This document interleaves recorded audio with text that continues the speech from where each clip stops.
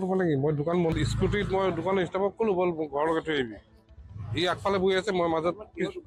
jewellery দোকান মোৰ Kamakhya jewellers মই পিছফালে আছিলোঁ মোৰ কৰ্মচাৰীজন আগফালে আছিলে স্কুটি লৈ আমি গৈ আছোঁ আৰু দোকানৰ বেগটো মই এনেকুৱাকৈ লৈ লৈছিলোঁ হাতত লোৱাৰ পিছত কি হ'ল ঠাকুৰবাৰী দুৰ্গা পূজা পেণ্ডেলটো আছে যে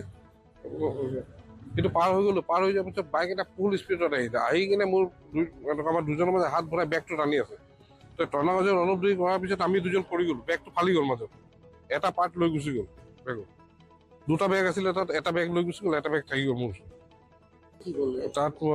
দুটা বিয়াৰ ছেট আছিলে $7.5 লাখ ধৰ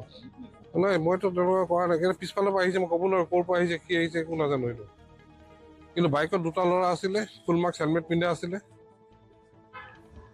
আগফালটো মাজত বাইকৰ পিছফালে এটা ক'লা কাপোৰ লগোৱা হ'ল নম্বৰ চাইড পাৰিছে আমি পৰি গ'লো নাই পৰি যোৱাৰ পিছত পলাব পাৰিছে মইতো স্কুটি চলাই আহি আছিলোঁ দাদা পিছফালে বহি আছিলে তো কোনোবা এটা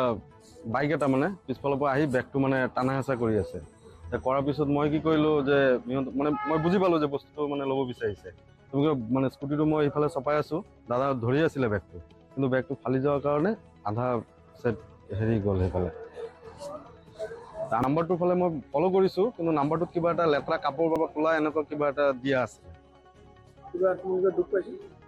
দুখ পাইছোঁ এয়া হাতত লাগিছে ভৰিত হেৰি লাগিছে